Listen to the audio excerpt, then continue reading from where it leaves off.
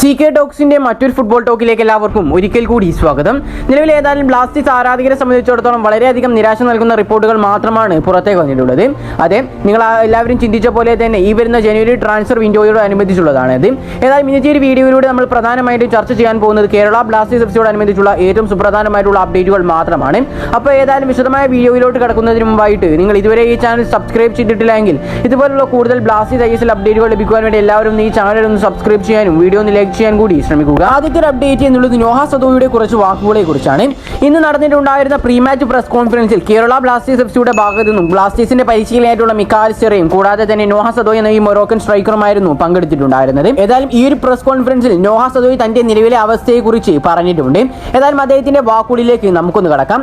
ഞങ്ങൾ ശരിയായ രീതിയിലാണ് അഥവാ ശരിയായ ദിശയിലാണ് നിലവിൽ മുന്നോട്ട് പോയിക്കൊണ്ടിരിക്കുന്നത് എന്നാണ് ഞാൻ കരുതപ്പെടുന്നത്. വ്യക്തിപരമായ തെറ്റുകൾ വലിയ പ്രശ്നമായി തീരുന്നുണ്ടെന്ന് എനിക്കറിയാം. അഥവാ ഇൻഡിവിജ്വൽ മിസ്റ്റേക്ക് എല്ലാവരുടെ പക്കൽ നിന്ന് വരുന്നുണ്ടെന്ന് എനിക്കറിയാം. പക്ഷേ അതിൽ ഞങ്ങൾ നല്ല രീതിയിൽ മാറ്റം വരുത്താൻ ശ്രമിക്കുന്നുമുണ്ട്. ഏതായാലും അടുത്ത മത്സരത്തിലേക്ക് മികച്ച പ്രകടനം കാഴ്ചവെക്കുവാൻ തന്നെയാണ് ഞങ്ങളുടെ എല്ലാവരുടെയും തീരുമാനമെന്നാണ് നോഹ സദോയ് ഈ ഒരു പ്രീ മാച്ച് പ്രസ് കോൺഫറൻസിൽ പറഞ്ഞിട്ടുള്ളത്. ഇനി അടുത്തൊരു അപ്ഡേറ്റ് എന്നത് ബ്ലാസ്റ്റേഴ്സ് ആരാധകർക്ക് എല്ലാവർക്കും തന്നെ വളരെയധികം നിരാശ നൽകുന്ന ഒരു കാര്യം തന്നെയാണ്. അതേ, കേരള ബ്ലാസ്റ്റേഴ്സ് എഫ്സിക്ക് വേണ്ടിയിട്ട് ഇത്രയും കാലമായിട്ട് ഇഷാൻ പണ്ഡിറ്റ് എന്ന താരം കുറച്ച് മത്സരങ്ങൾ മാത്രമാണ് പന്ത് തട്ടിയിട്ടുള്ളത്. നമുക്ക് എല്ലാവർക്കും അറിയുന്ന കാര്യമാണത്. എല്ലാവരും ചോദിക്കാറുണ്ട് എല്ലാ മത്സരത്തിലും എന്താണ് ഇഷാൻ പണ്ഡിറ്റ് ഇറക്കാത്തത്, അദ്ദേഹത്തെ ഗാലറിയിലൊക്കെ കണ്ടല്ലോ, അല്ലെങ്കിൽ അദ്ദേഹം മാച്ചിന് ഫിറ്റ് ആവോ എന്നൊക്കെ. പക്ഷേ നിലവിൽ ഏതായാലും പുറത്തേക്ക് വരുന്ന റിപ്പോർട്ടുകൾ അനുസരിച്ച് ഇഷാൻ പണ്ഡിറ്റ് ഈ വരുന്ന ജനുവരി ട്രാൻസ്ഫർ വിൻഡോയിൽ മറ്റേതെങ്കിലും ടീമിലേക്ക് പോയേക്കുമെന്നാണ് നമുക്ക് അറിയാൻ സാധിച്ചിട്ടുള്ളത്. കൂടാതെ തന്നെ കേരള ബ്ലാസ്റ്റേഴ്സ് എഫ്സിയുടെ മലയാളി സൂപ്പർ താരമായിട്ടുള്ള രാഹുൽ KPയെ കുറിച്ച് നമുക്ക് അപ്ഡേറ്റുകൾ ലഭിച്ചിട്ടുണ്ട്. രാഹുൽ KPയെയും മറ്റേതെങ്കിലും ടീം സ്വന്തമാക്കുമെന്നാണ് നമുക്ക് അറിയാൻ സാധിച്ചിട്ടുള്ളത്. നമുക്കറിയാം ഈ ഒരു സീസൺ തുടങ്ങുന്നതിന് മുമ്പായിക്കൊണ്ട് തന്നെ ചെന്നൈയിൻ FC പോലുള്ള വമ്പൻ ക്ലബ്ബുകൾ രാഹുൽ KPയെ നോട്ടമിട്ടിട്ടുണ്ടായിരുന്നു. പക്ഷേ രാഹുൽ KP പോകാനൊന്നും കൂട്ടാക്കിയിട്ടുണ്ടായിരുന്നില്ല. ഏതായാലും ഈ ഒരു സീസൺ അവസാനത്തോടുകൂടി കേരള ബ്ലാസ്റ്റേഴ്സ് എഫ്സിയിൽ നിന്നും രാഹുൽ KP വിട്ടേക്കുമെന്നാണ് നമുക്ക് അറിയാൻ സാധിച്ചിട്ടുള്ളത്. പക്ഷേ ഇത് നിലവിൽ ഔദ്യോഗികമായി പുറത്തേക്ക് വിട്ടിട്ടൊന്നുമില്ല, ഒരു ചെറിയ റൂമർ മാത്രമായാണ് നമുക്ക് ലഭിച്ചിട്ടുള്ളത്. ഏതായാലും ഇഷാൻ പണ്ഡിറ്റിന്റെ കാര്യത്തിലേക്ക് നോക്കുകയാണെങ്കിൽ എൻ്റെ അഭിപ്രായത്തിൽ തീർച്ചയായിട്ടും ഇഷാൻ പണ്ഡിറ്റ് കേരള ബ്ലാസ്റ്റേഴ്സ് എഫ്സി വിടാൻ സാധ്യത കൂടുതലാണ്.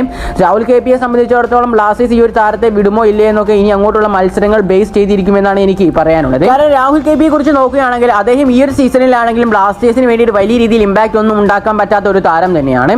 കാരണം അദ്ദേഹം ഒരുപാട് നല്ല രീതിയിൽ ഹാർഡ് വർക്ക് ചെയ്യുന്നുണ്ട്. പക്ഷേ അദ്ദേഹത്തിന് ഒന്നും ഗ്രൗണ്ടിൽ പിച്ചിൽ അദ്ദേഹത്തിന് ഒന്നും കാഴ്ചവെക്കാൻ കഴിയാത്തൊരവസ്ഥയാണ് നമുക്ക് കാണാൻ സാധിക്കാറുള്ളത്.